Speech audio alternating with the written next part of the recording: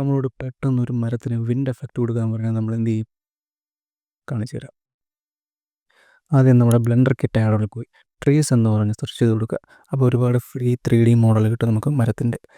ഞാനിവിടെ നമ്മുടെ കേരളത്തിൻ്റെ സ്വന്തം ഒരു തെങ്ങ് തന്നെയാണ് വിൻഡ് എഫക്റ്റിനായിട്ട് ഉപയോഗിക്കുന്നത്. അത് സ്ക്രീനിലേക്ക് ഡ്രാഗ് ആൻഡ് ഡ്രോപ്പ് ചെയ്തു. അത്യാവശ്യം നല്ലൊരു തെങ്ങിൻ്റെ മോഡലാണ്.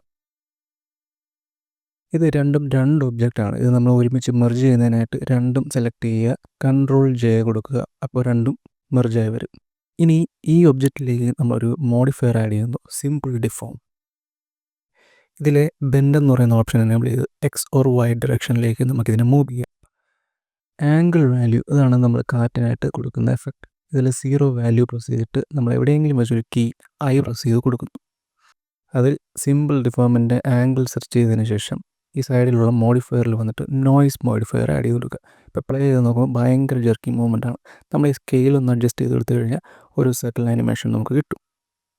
അതുപോലെ അതിൻ്റെ സ്ട്രെങ്ത്തും അഡ്ജസ്റ്റ് ചെയ്ത് കൊടുക്കുമ്പോൾ നമുക്ക് എത്രത്തോളം എഫക്റ്റ് കാറ്റിന് വേണമെന്നുള്ളത് നമുക്ക് എൻ്റർ ചെയ്ത് കൊടുക്കാം. ഇത് കഴിഞ്ഞ് മറ്റ് സെറ്റിങ്സും കസ്റ്റമൈസ് എടുത്തു കഴിഞ്ഞാൽ നമുക്ക് അത്യാവശ്യം നല്ലൊരു റിസൾട്ട് കിട്ടും. ഇനി നമ്മൾ ജസ്റ്റ് ഒന്ന് പ്ലേ ചെയ്ത് നോക്കിക്കഴിഞ്ഞാൽ കണ്ടില്ലേ, ഒരു ചെറിയ വിൻഡ് എഫക്റ്റ് റെഡി ആയിട്ടുണ്ട്.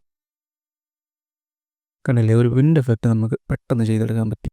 ഇതൊരിക്കലും ഒരു പ്രൈമറി അനിമേഷനായിട്ട് നമുക്ക് ഉപയോഗിക്കാൻ പറ്റില്ല. ഏതെങ്കിലും ഒരു സീനിൻ്റെ ബാക്ക്ഗ്രൗണ്ടായിട്ട് പ്ലേസ് ചെയ്യാനായിട്ട് ഉപയോഗിക്കാൻ കഴിയും. പെട്ടെന്ന് ചെയ്യാൻ പറ്റുന്നൊരു ടിപ്പ് കൂടിയാണിത്. വീഡിയോ ഇഷ്ടമായെങ്കിൽ സപ്പോർട്ട് ചെയ്യുക.